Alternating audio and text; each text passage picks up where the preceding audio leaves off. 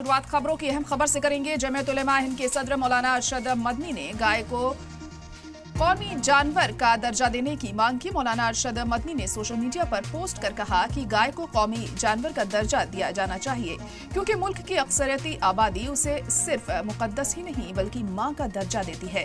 मौलाना अरशद मदनी ने सवाल किया कि आखिर कौन सी सियासी मजबूरी है। तो इस वक्त की बड़ी और अहम खबर आपको बता रहे हैं, गाय को कौमी जानवर का दर्जा दिया जाए, ये कहा मौलाना अरशद मदनी ने। JUH के सदर मौलाना अरशद मदनी ने मांग की है कि कौमी दर्जा दिया जाए गाय को। अब इस मांग को देखते हुए क्या कुछ आगे होता है, क्या कुछ रिएक्शंस और सामने आते हैं, ये बहुत अहम होगा। सियासत भी इस पर हमें देखने को मिल सकती है आने वाले दिनों में। तो गाय को कौमी दर्जा देने की यहाँ पर मांग की गई है। जमीयत उलेमा हिंद के सदर मौलाना अरशद मदनी ने ये बड़ा बयान दिया है। गाय को कौमी जानवर का दर्जा दिया जाना चाहिए, ये उनकी मांग है। गाय के नाम पर मॉब लिंचिंग और नफरत की सियासत बंद हो, ज़बा के कानून भी तमाम रियासतों में यकसा हों। तो बड़ा बयान यहाँ पर उन्होंने दिया है, मांग की है कि गाय को कौमी जानवर का दर्जा दिया जाए। और हमारे नुमाइंदा मुबशिर इस वक्त ऑनलाइन पर जुड़ चुके हैं। मुबशिर, तो अरशद मदनी ने मांग की है कि गाय को कौमी जानवर का दर्जा दिया जाए, क्या कुछ और कहा उनकी तरफ से?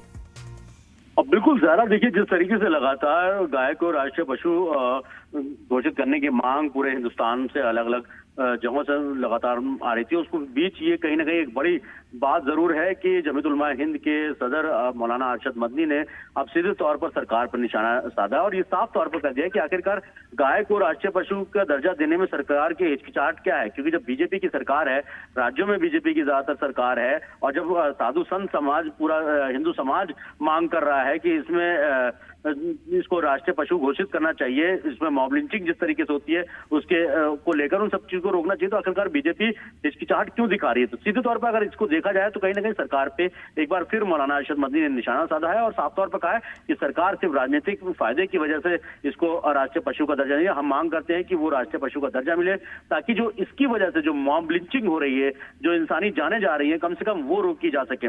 बंगाल चुनाव के बाद से लगातार कई सारे ऐसे मामले सामने आए जिसको लेकर सवाल कहा गया कि बीजेपी की सरकार है, अब गौ हत्या पर पूरी तरीके से बैन लगेगा। लेकिन बकरीद से पहले ही कई सारे हिंदू संगठन समेत कई सारे लोग जो हैं गैर मुस्लिम, उन्होंने साफ तौर पर कहा कि हमारा इस वजह से बहुत ज्यादा नुकसान हुआ। तो बीजेपी के सामने भी एक चुनौती जरूर है जरा, कि कुछ राज्यों में जहां पर ये आम बात है, गाय की खरीद फरोख्त आम बात है, उन राज्यों में अगर इस तरीके की चीजें होती है, बैन लगाया जाता है, तो उनका कितना असर पड़ेगा।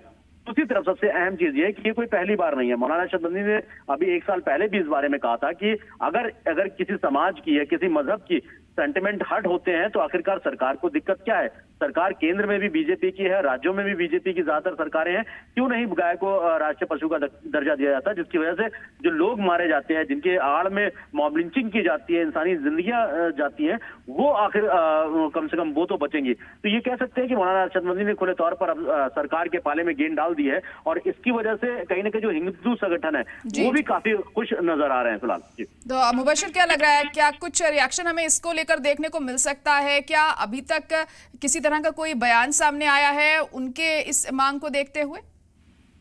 देखिए, एक प्रेस रिलीज जारी की गई है जमीयत उलेमा हिंद की तरफ से, जिसमें साफ तौर पर मांग की गई है कि गाय को राष्ट्रीय पशु का दर्जा दिया जाना चाहिए, और सरकार हिचकिचाहट क्यों दिखा रही है। दूसरी तरफ कई हिंदू संगठनों से हमारी बात हुई, उन्होंने साफ तौर कहा कि ये बहुत अच्छा कदम है, और ऐसे मुस्लिम समाज को, पूरे तबके को इस तरीके की चीजों पर पहल करना चाहिए, उनको खुद भी ये चीज।